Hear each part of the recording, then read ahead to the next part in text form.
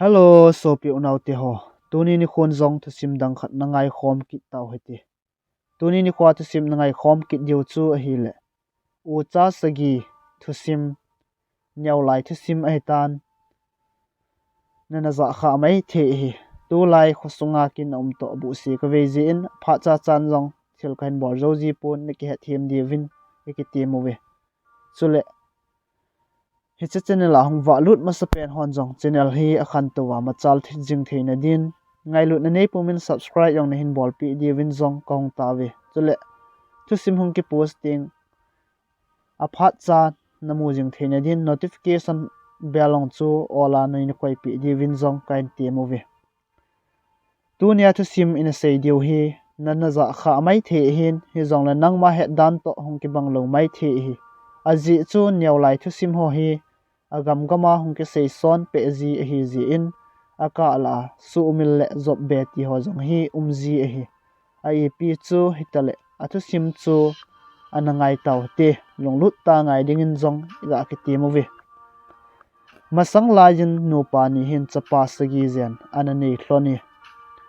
kumle thla ki heidung zu jin acha te ho zo si jong ahong gol thlang su ta ve nikhat hi ama ho u cha jong ki ho limun pasal chi hi win koi hi a hat pen hi wa chule koi hi anop pen hi ham chukit le he pa thai pha zo ta ovem ole e ho sanga he pa hi hat zona la yam khat ve ki ve tlau hi ti he chene ding chun he nu hi e chem ho zo si nol hem sa o hitin e ho kangui ki ban te diu hi koi tabang kangui ban tan zo lo om kha le keimi pa zo ja e koi diu hi tin a ki phat sa ta ve keimi kiti hi ka het khil lo le tu la ya hlomi ti ho hi hidingin ka ta sani ni phabe zoven kangui ki bante na dinga anakinop tu naw ni khu jong chu ahung thlung tan he ji chun jingka in anu chu a chempong ho zo si chu anol him sa ta ve alang khada anu chu analung thim phat do ji in acha te ho a zo si chu him zit zet in anol pi in apawa chu anol hem pi ta pun epg a hitia chu thil abol hamwang het a hita pui hetia ano thil bol lam him wang chu ama hon an he phapo vin anol him chi hinan ti tin lung anagelawe jingka anne zovin ama ho jong khopa ma kangui umna langa chun achi vin anyau pena konin alen pen chanin kangui chu khatve banin aban tan chi un apau bo chu awat tai cham i tamangin hem zong le kangui lin ta khatve bana bantan jeng the ki ti chu pasal that mong mong ti na hemaji aji chu tu lai mi ten khatve ja kangui bantan zo diu hi ta san ombe se pui apau phat hong hitan aman zong lungkinem pomin kacha ten bon aban tan zo lew ken idia kaban tan lel ding ham tin aga asat in ehile aloi nun achem ananol him pi lo ji chun akinep nabangin kangui chu aban tan zo ta pon ehi chophat in acha ten zong anakitep naw bangin apau chu kemi pa zo ya chun aga henun enda thatawi honung vainungin pasal sagi u chahon zong ano lungthim phat lo ji a apawin ahin kho ana chan lo hi chu ahin hethiam tawin phamo asathe khe zengowi hin la hin kho chi sa chu ko ki thei an heta pui hezi chun ama ho u chan zong a bol thei pe na chu apa phuba ala diu bo chu a hitai ama ho zong apa phuba la dingin aki gong tawin a hile ano chun aza da hle zengowi aje chu acha te chu hungthi khalew achang sia cheng ding a hitai ain la cha te chun apau chu ama mit mo zia thi hi lo ji chun phuba la lawa amo don da jeng dio chu agel thei ta powe hitia ki gut te te phat chun ano win zong alon ji heta pon achi diu konin acha te komin ke mi pa kho apha ma sangwa ani nu kho apha pa diu hi dan chu asei pi in chule ani nu koma zan khat be gi pa dingin zong acha te chu awai thla e ama ho zong akipat daon apa phubwa la ding chun kemi pa chen na hlanglam zonin akizot tawi ni thla langin ama ho u cha zong ani nu kom chu ahlung tawin aniu chun zan gi dingin ati movin chule za awa sepi in keimi pa kom na hlun tiangule keimi pa chun bu hung newin sa hung newin zu zong hung donun tian hin ko diu hin he zong la khat ve khat cha zong nen he pi lo hil diu a hi azi chu asa zong na pau sa ma hin azula a zong na kham sit na thei diu thil a thla ding a hi he ji chun ken sa na tha pi ung ting hon min sa na ki pu diu sa hung newin ati zong le ke hon ken ki pu na ve tian nang ho ki pu bu na ne diu a hi nong ki le kit ka sewa na don diu zu zong na ki pu diu a hi tin a sei pi e chule ani nu win a sei be na chun ka wo chal min thang pa ko win katin na thal pi wa na kap li diu na kap li zo wa ka kem chunga hi na hin le do zo lew na pa phu zong na la zo diu hin tin ka sei banga na bol do zo lew na bol do zo lo lew wang ke mi pa na zo lo diu hin ti atin aman zong ngai lut zalin sa tha pi in ani awa phat un aman zong sei bangin awo chal min thang pa chu a kovin a hi le awo chal min thang pa long chu ahong ki tum le lut jingi he chi awo cha le dan chu tu so ma lin a hi tin a ki sei awo chal min thang pa nup ta an ani pe chun ama hon zong athal pi vin a kap un a hi le athal chang ho chu wo chal min thang pa ang sungin akile hlagam jingi azi chu wo chal min thang pa chu akum atam ta zia avun ho zong oi thei wal ta a he cha zia chu athal chang ho win zong abu lo dan a tai u cha sagi te la a mi khat jing chan jong awo chal min thang pa kap li zo lo phat chun aniu chun ata san zo ta pon he ji chun chi da jing ta win kemi pa chu tha ta le gal bol thiam ta hin nang hon tha zo po win na ti in zol hung thi lo kha lew chun nanon na pulu iti adawa changa iti hin khu aman ding ham tin aza da tan a hi ai la khat ho u cha chu nung chi ding zong anum nai sai pu win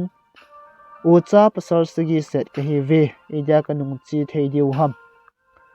kapa mit mo na umlo hela thi na chan atlun jing hi ke hon kamo thip san thei lo diu a hi ke mi pa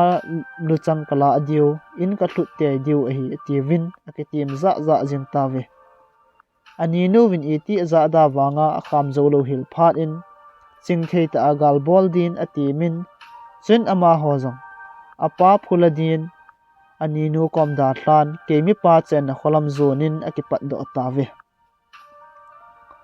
amun a ha zi le alam agam lat zi chun ama ho zong ni thla khojin ding konin bo ke mi pa in chu aga hlung be ovin a hi ama ho zong ke mi pa in a chun a hlungun a hi le ke mi pa chun bu le sa hung newin atin chen ama hon zong bu zong ka nei na win sa zong ka hin ki pu na ve ati pi ovin ani no win a thu hil na bang ovin ke mi pa bu le sa chu ne pi lovin ani no win a hin gut pi uzo chu ane ta ve an ne zowin ke mi pan zong zu be hung donun ati kit in hin la khat hon zong zu zong ka don khomo ka nei na ve ati win ke mi pa zu chu adon pi di kit po ve hetman lovin zan zong ana sot dan he ji chun ama ho zong zan chol do ding tin alup na diu mun che akizot ta ve ke mi pa chu mi ching ta hi ji chun khat ho u cha chu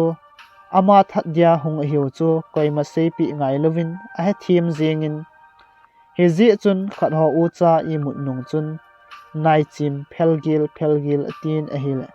nai chim ho chu ahong ki zot do un khat ho u cha thalpi khaw zo si chu a chi gyang pi ta ve nai chim ki ti hi ken jong ka het thim di pon he jong le kagin cha danin wang jusan yaw cha cho khu hedingin ka ta sani jing kho wa in ama hon jong a thal khaw ho tan di dia lam chu a hepa po win he ji chun ke mi pa komin hepa tuni le hojana chi ding ham tin adongun a hi le ke mi pan zong mi hola ka chi ding a hi tin chen ama hon zong hoilanga mi hola chi ding ham ti ho chu adong tu chet un a chi na ding lam a het phat u chun ke mi pa masangin anakipat da un lam koma thingphung ho achun akal do un ke mi pa hong ding chu anga ta ve phat som khat zoven ke mi pa jong hong hlung tan chen ama hon jong ke mi pa za achun vo ke mi pa a hat mong na hi le kapa na bol na bang bang chun ke ho jong na hin bol te mo vo ati win ke mi pa chu aga chau ta ve ke mi pa hong lung han phat chun ama ho jong ama hon jong athal pi wa chu kap li ding ati lo athal khaw ho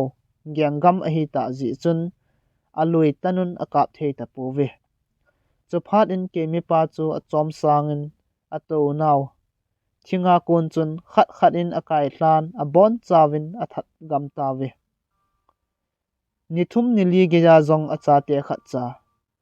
ahong kinung le lo hil phat in ano chu alung thom hau hle jiang tan chule cha te zo si zong ama lung gel phat lo ji a thi logam a hiu chu a hethiam tan ana thil bol khil sa chu akisi ma zengin a hin la bol khil sa chu kisi ji a bol phat kit thei zong a di tapui azi cha te pul ado do nan ama zong ate che in nitin hin khon ata sa zong akim tul zengi nikhat ama nu zong gam la a thingpun aga chen a hil kidang ta in so thphung zong umlo helin so thuga changlin ta le hoi sel khat chu akom ahung pul hlan aman zong he cha so thu chang chu kidang asa awal je in ne zong nengam lovin a oi don ta ani robal chun azep tan a hil kidang ta in naw a hin wop lo tan a hi apa zong umlowa naw hin wop jiang phat in a khomi ho chun numei ki chim si hi tin a gyal sigam tawin ain la manu chu numei ki chim si zong a hi pun thingpu na so hluga amu a he chu a oya koile naw ki su a hi cheni a ko na chu naw a hin wop pan zo a hi naw zong anei tan hi chi naw chu a tha hat le zingin a hi le aloil apai ho to kang chung ho thema ki chep ji phat lo koiman alona ji an he ji povin hezi chun thang tom manin aloi ho chun a hat mong na hi le napa le na ute phu galatangem tin a sei pi jive aman wang a ute le pa chu koi ham jong a hepon chule ute le pa ani za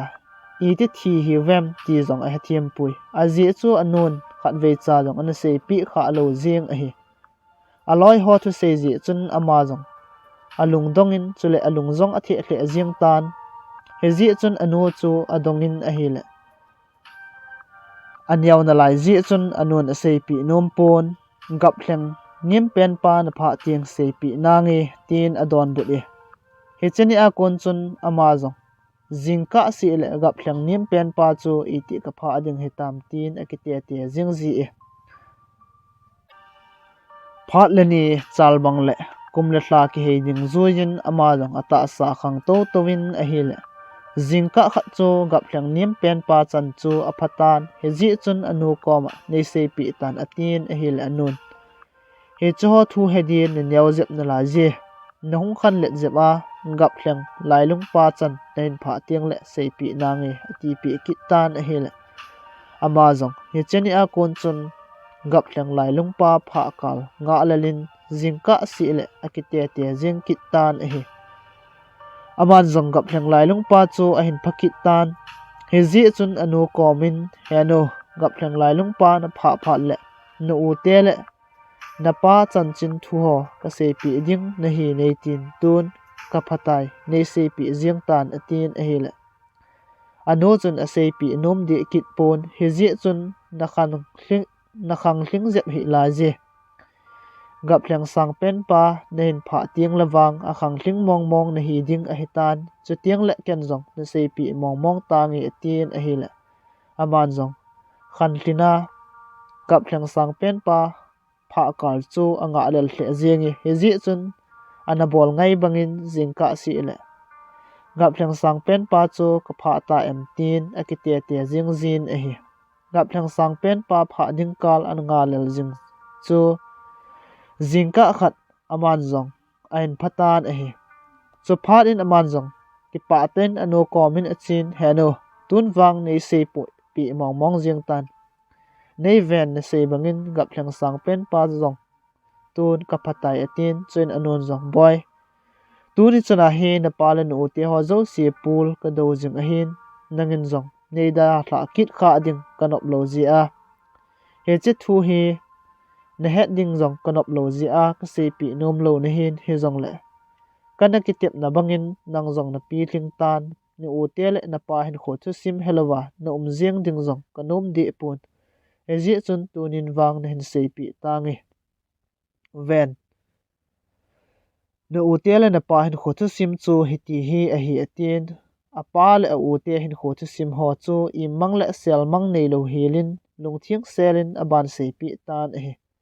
ano kam chenga ko na u te le pa chu ke mi pa tha hi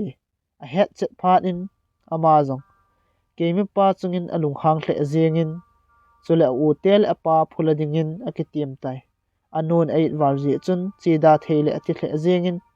in la chapa chu apa le u te phula lowa ding chu anom nai sai pui he ji chun anon zong u te ko ma an se pi bangin ani ko ma zan khat be gi pa dingin se pi in chuzowin aspa jang khat se zong chu u te le pa phula dingin akipat do tai achapa po do akonin achapa ngajin hin khu thleng vai ten amangin chule ka chapa he dam le bit in ong kinung le kit mong na dem tia gyal ji tiang le alai dip adam hle jiang ji e aji chu u te pasal sagi zenin bon kemi pa alona ji het lo lew pasal chang khat sen ep loading ham tia chapa chu asun lel ji a hi alang khada khosung gol hlang ho chun achapa po do phat in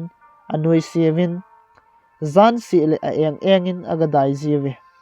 gol hlang pa dong achi achin a hi le ani nu chen na wang khozol chu aga hlung tai ani nun a hin mu do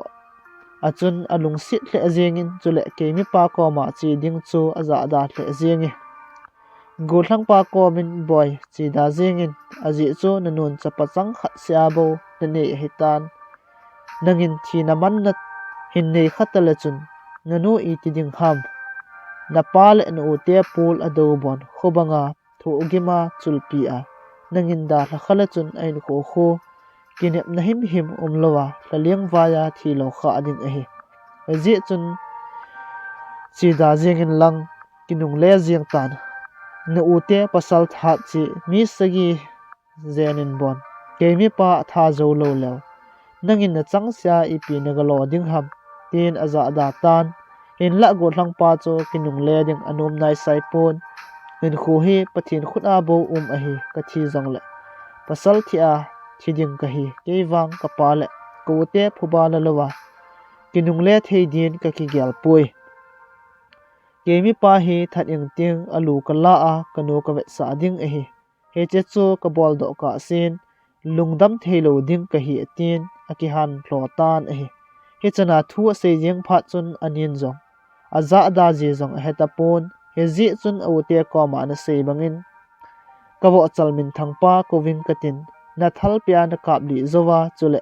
ka kem chunga hi na hin le do zo le wang kemi pa chu hin that zo na na ti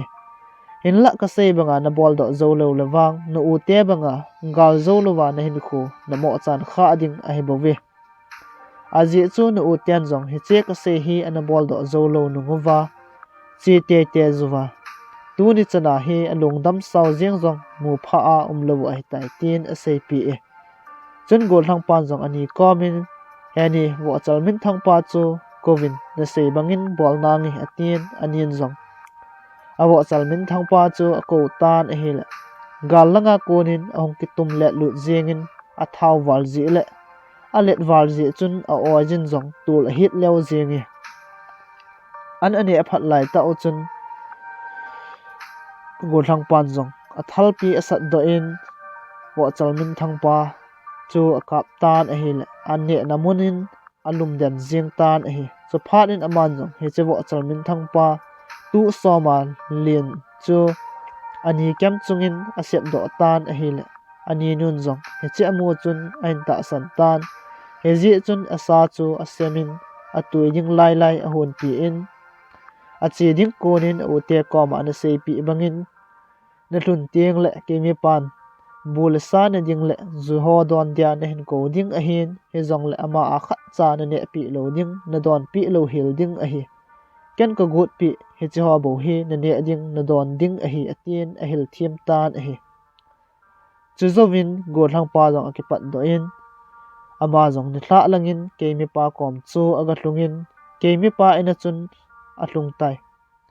ke mi pa chun bul sa na ding le zu don ding in a kovin hin la go thlang pa chun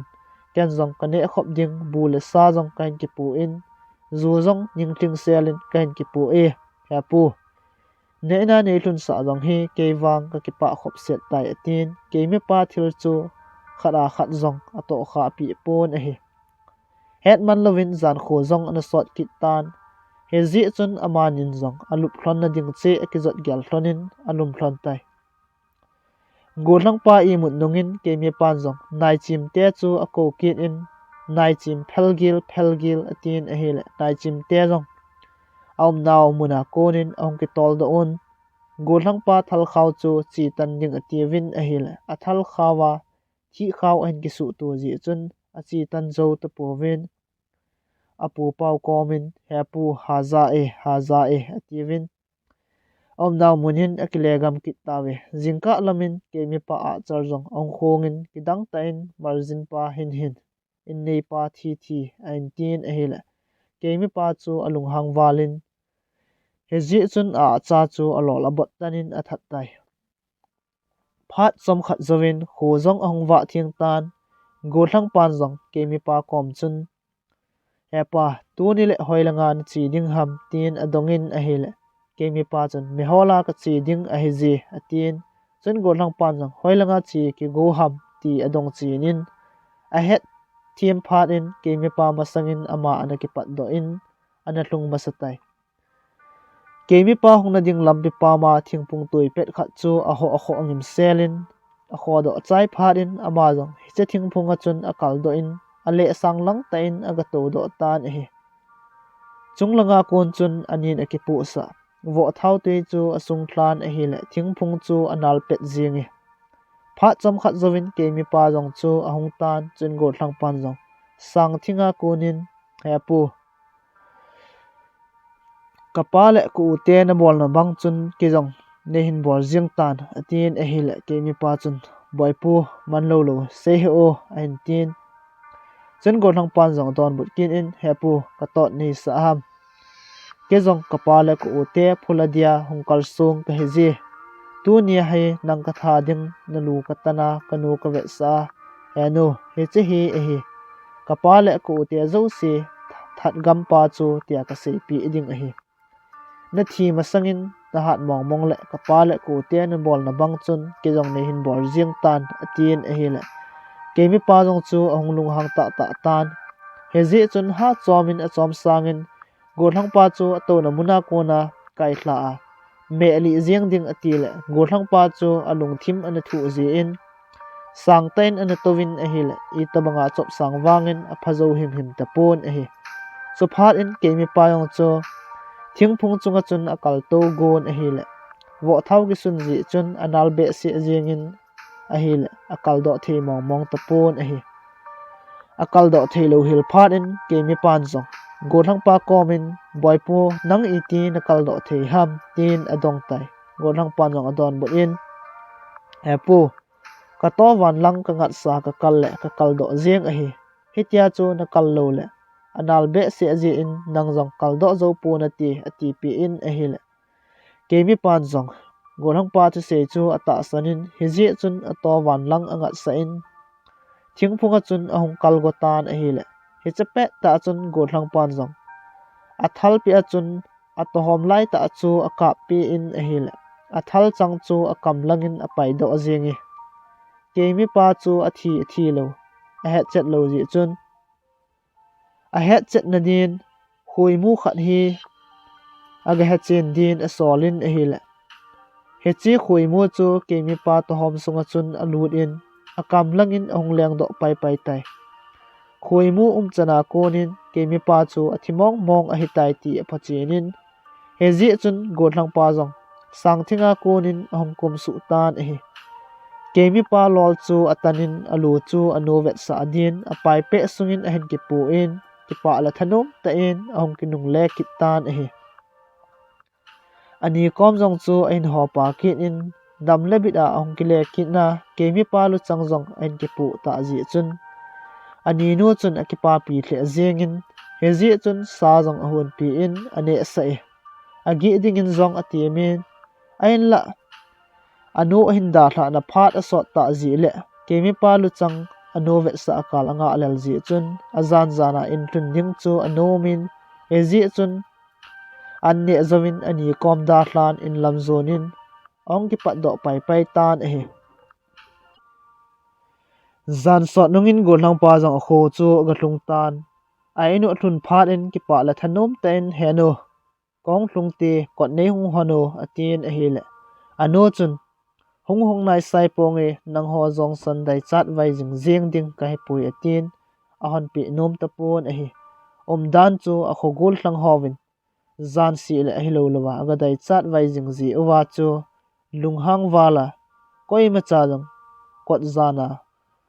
hon pi lo ding ati dan a hi tai chu phat in go thlang pan jong heno kot hung hong tango ke na chapa mong mong ka hin nai ta san lo le nei hung ven atikit in a hi le anu chun koi hi jong le zanin wang kot hon pi nai sai te pungi nang ho dai chat vai ding monga hong piang jong ka he pui atin i tabanga chapa hi thu a sei wang chun anun ata san the mong mong pun kot jong a hon pi di pui